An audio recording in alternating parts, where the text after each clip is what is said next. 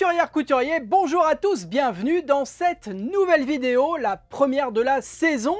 On est le 1er septembre 2023, je vous propose donc la revue de presse couture du mois de septembre. On va feuilleter ensemble 7 magazines qui sont sortis au mois de septembre, ou juste avant en tout cas, qui sont toujours trouvables dans les maisons de la presse et dans là où vous trouvez vos magazines de couture habituels. Et le but de cette revue de presse, c'est de vous faire économiser de l'argent et de vous faire gagner du temps, puisque là, nous allons voir toutes les pages des magazines, donc vous allez pouvoir zioter, vous allez pouvoir jeter votre dévolu sur un modèle, vous assurer que c'est bien votre taille, ou que ça correspond en tout cas à ce que vous comptez faire. Ça correspond également à votre niveau de couture, que vous ne vous lanciez pas dans un truc trop compliqué pour vous. Bref, vous n'achetez pas un magazine couture par habitude, par tradition, vous l'achetez parce qu'il y a ce modèle qui vous a tapé dans l'œil et que vous comptez faire. J'ai beaucoup parlé, je vous propose qu'on y aille dès maintenant. Vous êtes sur une chaîne YouTube qui s'appelle Couture Enfant, il est donc logique que nous commencions avec un magazine 100% enfant. Il s'agit du Octobre Design. Pour l'automne et l'hiver 2023, ça coûte 14,95 €. C'est le magazine le plus cher de cette sélection. Donc voilà, on commence par les gros chiffres, comme ça c'est fait. Et à l'intérieur, on va retrouver 30 modèles. Enfin, en vrai, il n'y a que 26 modèles expliqués, mais les déclinaisons de certains modèles font qu'il y en a 30 différents. Les différences vont se jouer au niveau des pantalons, notamment. Vous allez avoir des pantalons avec des poches plaquées, un autre qui part de la même base avec des poches à la couture. Donc ça, voilà, c'est ce genre de petite différence qui fait qu'il y a 30 modèles effectivement à la fin. Qu'est-ce qu'on va retrouver à l'intérieur de ce magazine ? Déjà, 6 modèles pour bébés, des bébés cadom. Les tailles pour les bébés vont du 62 au 92, c'est-à-dire d'un bon 3 mois jusqu'à 2 ans et demi, 3 ans, en fonction de la morphologie du gamin. Il s'agit d'un legging, d'une robe, d'un pyjama combinaison, d'un t-shirt, d'une salopette et d'une veste légère. Ensuite, on va retrouver 7 modèles qui vont de la taille 86 à la taille 110, c'est-à-dire du 24 mois aux 5 ans environ. Il s'agit d'une blouse, d'une robe tablier, d'un sweat, un pantalon, une veste et un t-shirt. Nous avons ensuite 2 modèles qui vont de la taille 92 à la taille 122, c'est-à-dire du 2 ans et demi, 3 ans jusqu'aux 7-8 ans environ. Il s'agit d'un sweat et d'un gilet sans manches. Puis il y a 5 modèles proposés de la taille 104 jusqu'au 140, c'est-à-dire du 4 ans jusqu'au 10, 11, 12 ans. Il y a une robe, une blouse, un gilet sans manches type gilet de berger et un pantalon. Et enfin, il y a 7 modèles qui vont de la taille 128 à la taille 170, c'est-à-dire du 8 au 18, quasiment, franchement. Il s'agit de 2 sweats, d'un legging, d'une mini-jupe, un bas de jogging, un sweat à capuche et un gilet sans manches matelassé à capuche également. Au centre du magazine, on va retrouver la planche de patron, qui est à mon sens compliquée à décrypter. Heureusement, différentes couleurs sont utilisées pour repérer les modèles sur chacune des planches, mais il y a des passages quand même qui restent malgré tout très chargés, avec beaucoup de lignes qui s'entrechoquent dans tous les sens, et le recopiage de certaines pièces du patron risque d'être un peu tendu. Au niveau des explications, on est uniquement sur des explications en texte, que je trouve personnellement assez brutes, assez directes. On n'est pas vraiment pris par la main. Le niveau de difficulté pour chacun des modèles est indiqué avec une note sur 3, facile, intermédiaire ou expérimenté. On est quand même sur une majorité de modèles faciles ou intermédiaires et seulement 3 modèles notés expérimentés. Donc si vous avez un niveau débutant, voire moyen en couture, vous devriez trouver votre bonheur. Et au niveau du style de ces modèles, moi je suis assez partagé à chaque fois avec Octobre. Il y a certains modèles qui sont franchement sympas et d'autres assez démodés à mon sens. Donc je sais pas trop quoi vous dire. Si vous flashez sur un modèle, essayez de lire avant d'acheter votre tissu, avant de vous lancer, l'ensemble des explications pour vous assurer que vous comprenez bien chacune des étapes. Et si c'est le cas, yallah! On enchaîne avec le Burda Style de ce mois-ci.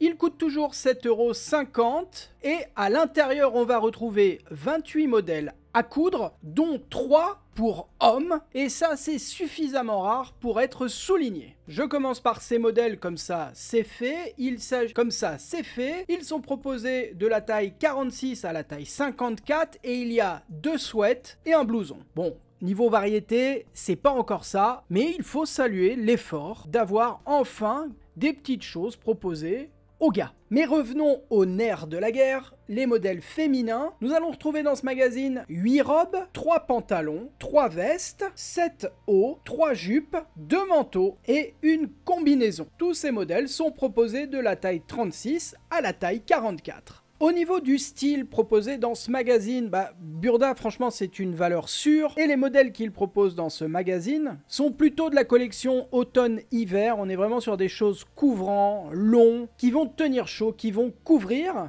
Et le numéro de ce mois-ci s'applique aussi à proposer des modèles qu'ils appellent de biker chic, donc des perfecto, des combis, un pull camionneur. On est sur un style de vêtements un peu rock, un peu à la Johnny quoi. Heureusement, hein, tous les vêtements proposés dans cette sélection ne sont pas dans ce style-là, ce sont quelques pièces à l'intérieur du magazine. Je dis heureusement parce que c'est un style assez clivant, hein. Tout le monde n'aime pas s'habiller comme un conducteur de Harley ou de Godwin, mais si vous aimez ce genre de vêtements, écoutez, il y a quelques pièces qui devraient vous taper dans l'œil. Au centre du magazine, qu'est-ce qu'on retrouve? Mais oui, c'est la planche de patron, la fameuse, qui est un peu du même style que le magazine Octobre qu'on a vu juste avant, c'est-à-dire assez complexe à décrypter. Franchement, je crois que je la trouve même pire que la planche de patron d'Octobre, tant il y a des lignes dans tous les sens. Alors, c'est joli, mais quand on fait de la couture, c'est pas forcément ce qu'on recherche. Au niveau des explications, ces dernières sont uniquement en texte pour la plupart des modèles. Il y a cependant 2 workshops. Ce que Burda appelle workshops, ce sont des pas à pas avec des schémas pour vous expliquer chacune des étapes. Les 2 modèles proposés avec un pas à pas sont un manteau ainsi qu'une robe. Et le niveau de difficulté pour chacun des modèles est indiqué avec une note sur 4. Voilà pour le Burda Style de ce mois-ci.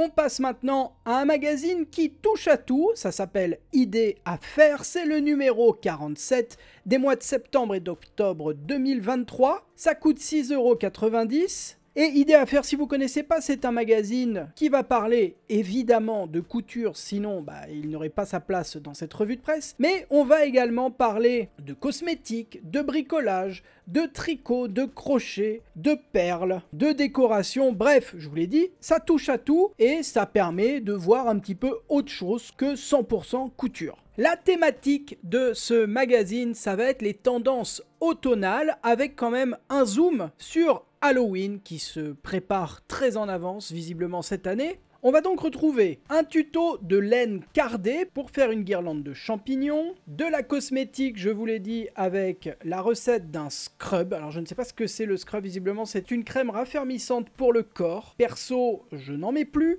Nous avons un tutoriel de tricot pour donc tricoter un pull de la taille 36 à la taille 50. Il y a également un autre pull pour bébé cette fois-ci du 3 au 24 mois. Nous avons également une salopette en tricot proposée de la taille 56 à la taille 104. Au crochet, on nous propose de faire un ensemble pour bébé de la naissance à 6 mois. Également un sac à dos pour enfants. On a un petit peu de broderie avec une broche qui imite une feuille d'automne. Un petit peu de joaillerie avec des bagues serties de pierre. Un petit peu de cuir avec le tuto d'une bourse. Et il y a également de la cuisine avec la recette d'un gâteau imitation souche d'arbre et un menu effrayant pour Halloween, je vous l'ai dit. Passons maintenant à la couture, parce que c'est ce qui nous intéresse finalement. Il va y avoir 7 tutos couture. Tout d'abord, un gilet poncho avec capuche, proposé de la taille 44 à la taille 60. Un petit gilet proposé de la taille 34 à la taille 44. Une jupe plissée pour enfants proposée de la taille 6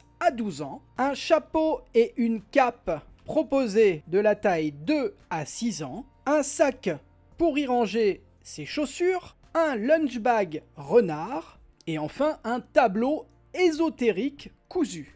Dans Idées à faire, il n'y a pas de planche de patron au centre du magazine. Les patrons proposés sont uniquement en forme numérique. Il va falloir les télécharger. Donc ça évite moi je trouve ça plutôt pas mal, hein. Ça évite d'imprimer du papier et ça permet d'obtenir d'un simple clic le patron qui vous intéresse. Pour chacun des projets, il y a le niveau de difficulté qui est exprimé avec une note sur 4, l'estimation de la durée, le temps que ça va vous prendre, et l'estimation du coût.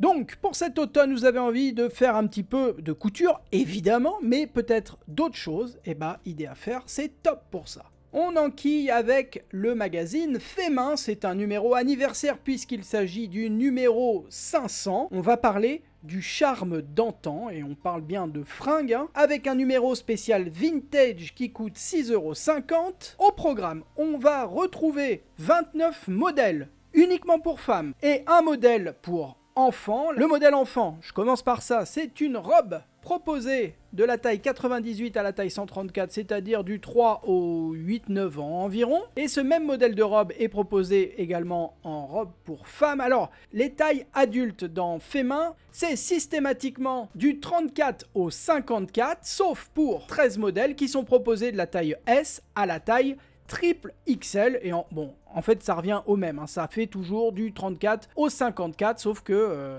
lorsque vous déclinez en SL, M, XL, XXL, XXXL, eh ben, ça fait 2 fois moins de taille, mais l'amplitude des tailles est respectée. Parler des tailles, c'est bien, si on parlait un petit peu des modèles, on va retrouver 7 tops, un t-shirt, une blouse, une veste, 11 robes, 6 jupes, un bermuda et un pantalon.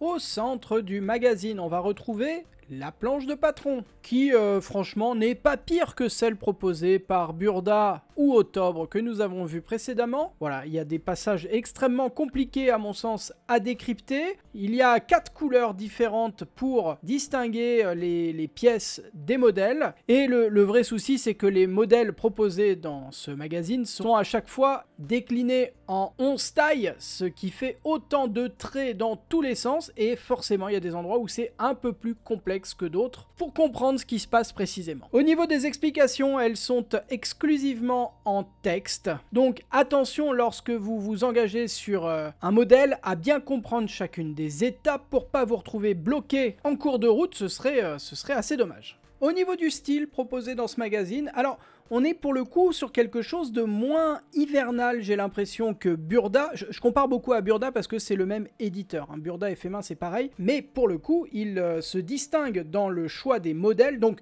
là, c'est un spécial vintage. Donc nous avons 2-3 pièces vintage, il y a 2 robes notamment qui sont vraiment dans un style rétro, et tout le reste, on est sur quelque chose d'un peu moins automnal, un peu moins déprime mauvais temps que le Burda, et ça reste classique, ça reste des basiques, mais des basiques fin d'été, pas encore début d'automne. Là, les feuilles sont encore sur les arbres quand je regarde ces modèles. Voilà donc pour le Fait Main de ce mois-ci.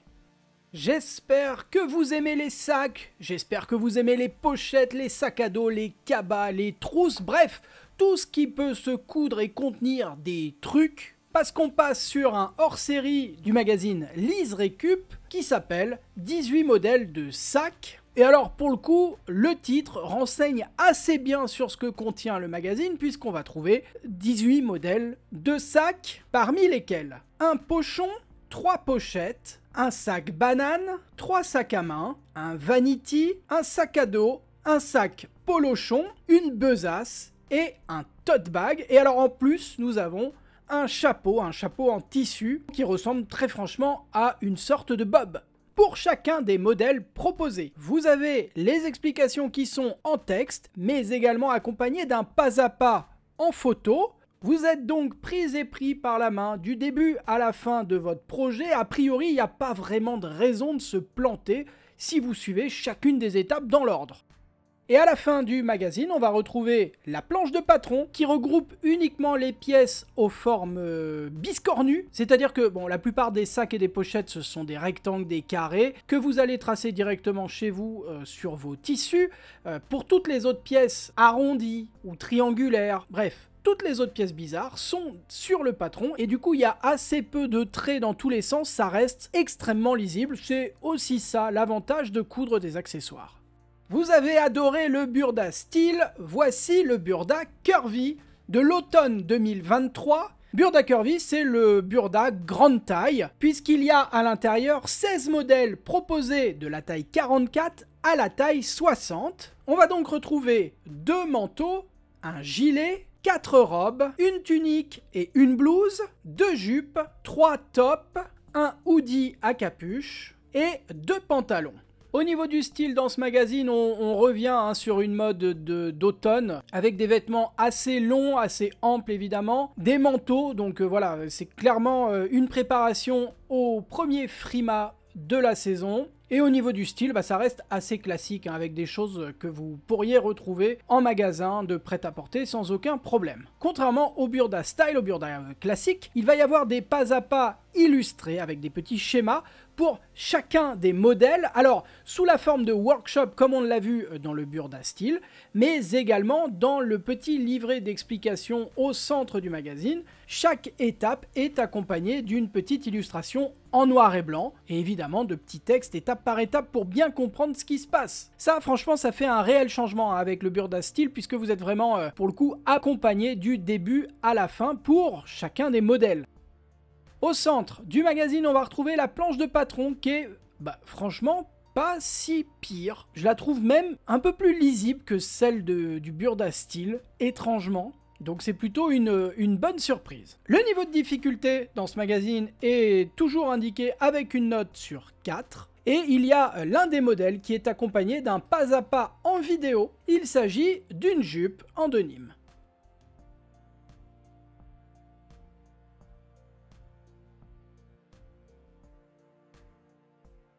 Dernier magazine de cette sélection, de cette revue de presse, il s'agit de Lise Récup. Cette fois, ça n'est pas le hors-série, c'est le numéro 3 des mois d'août, septembre et octobre 2023. Et le programme, c'est des projets 100% chute et tissus de récup, avec à l'intérieur 9 projets couture qui vont donc utiliser soit des chutes, soit des tissus de récup. Donc si vous faites déjà de la couture depuis un petit moment, que vous avez un tas de chutes qui ne sert à rien, si vous avez hérité d'un placard avec des vieux vêtements, des vieux draps, des tissus dont vous ne savez plus quoi faire, et pour le coup, vous allez enfin pouvoir les utiliser pour faire une tresse de chapeau, par exemple, un étui de voyage pour brosse à dents, pourquoi pas, une étiquette de voyage, un porte-chéquier en velours, un porte-monnaie triangle, porte-monnaie d'ailleurs que je vous propose sur cette chaîne YouTube ou sur mon compte Insta et TikTok, c'est vous qui voyez. Un jouet pour animal domestique, alors l'animal en question c'est un matou,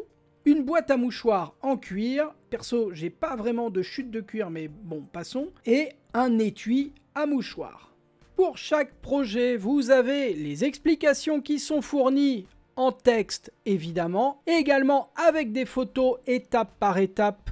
Vous êtes accompagné du début à la fin du projet, donc il n'y a pas vraiment de raison de se tromper, d'autant que ça reste des choses assez simples à chaque fois, il n'y a pas de grandes difficultés, et il n'y a pas non plus de planche de patron. Enfin si, à la fin vous avez 2 petites pièces qui correspondent au vide-poche réversible et au jouet pour chat.